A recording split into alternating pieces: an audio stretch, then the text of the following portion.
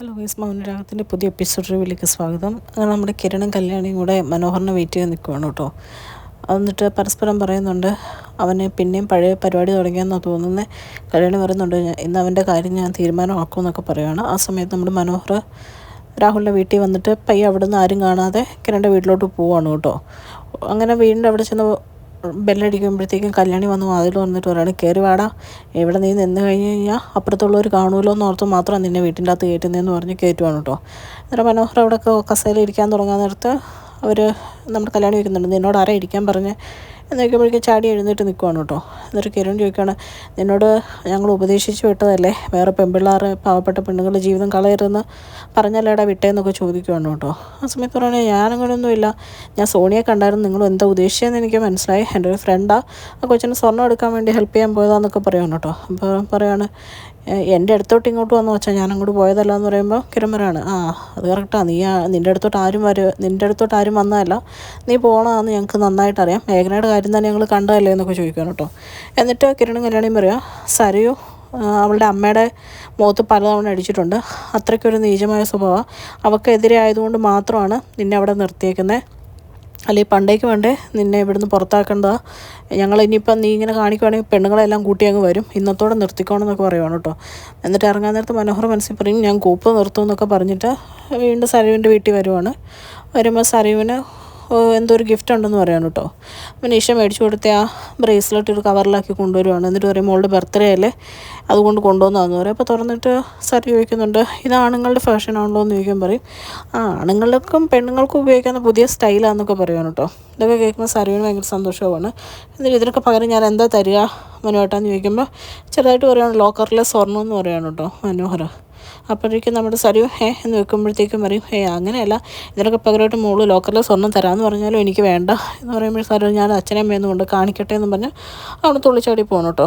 ആ സമയത്ത് മനോഹർ മനസ്സിൽ ചിന്തിക്കുവാണ്, ഇനി മറ്റവർക്കൊരു 10 പവൻ്റെ മാലയിലും ഇടണം, അപ്പോൾ ഇവിടുന്ന് 4.25 പവൻ്റെ ബ്രേസ്ലെറ്റ് ഞാൻ കൊടുത്തിട്ടുണ്ടെങ്കിൽ ഒരു 40 പവനേലും ഞാൻ മേടിച്ചുകൊണ്ടേ പോവുള്ളൂ എന്നൊക്കെ ഇങ്ങനെ പറഞ്ഞുകൊണ്ട് നിൽക്കുവാണ് കേട്ടോ. ആ സമയത്ത് ഷാരിയും രാഹുലും മുറിയിലിരിക്കുവാണ്.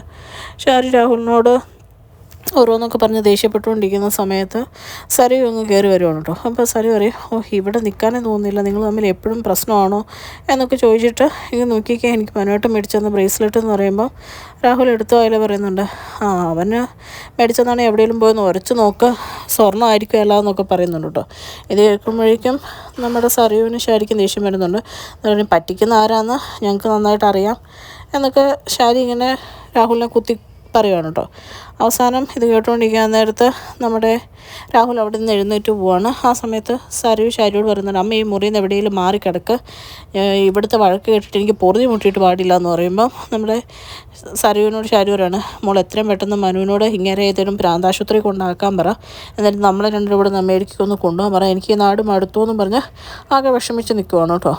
ആ സമയത്ത് നമ്മുടെ മനോഹറിനോട് രാഹുൽ ചോദിക്കുന്നുണ്ട്, നീ ഇത് എവിടെ നിന്ന് അടിച്ചു മാറ്റിയതാടാ, പുതിയ കൃഷി സ്ഥലത്ത് നിന്ന് നിനക്ക് കിട്ടിയതോ അതോ വല്ലയിടത്തുനിന്നും കട്ടുകൊണ്ട് വന്നതാണോ, അത് ആണുങ്ങളുടെ ബ്രേസ്ലെറ്റ് അല്ലേ, എനിക്ക് മനസ്സിലായില്ല നീ ഓർക്കണ്ടെന്ന് പറയുമ്പോഴത്തേക്കും രാഹുൽ ചോദിക്കുന്നുണ്ട്, എങ്ങനെയാടാ സ്വന്തം ഭാര്യനെ നിനക്കിങ്ങനെ പറ്റിക്കാൻ പറ്റുന്നതെന്ന് ചോദിക്കുമ്പോൾ തിരിച്ച് മനോഹർ കളിയാക്കി ചോദിക്കുകയാണ്, ഭാര്യനെ പറ്റിക്കാത്ത ഒരാൾ, നിങ്ങൾ ഭാര്യയെ പറ്റിച്ച പോലെ ഈ ലോകത്ത് ആരും പറ്റിച്ചുകൊണ്ടാവില്ല, ഞാൻ 1 വർഷമായിട്ടില്ലേ 1.5 വർഷമായിട്ടില്ലേ പറ്റിക്കുന്നത്, നിങ്ങൾ എത്ര വർഷമായിട്ട് ഭാര്യയും മകളെയും പറ്റിക്കുവാന്നൊക്കെ ചോദിക്കുവാണ് കേട്ടോ.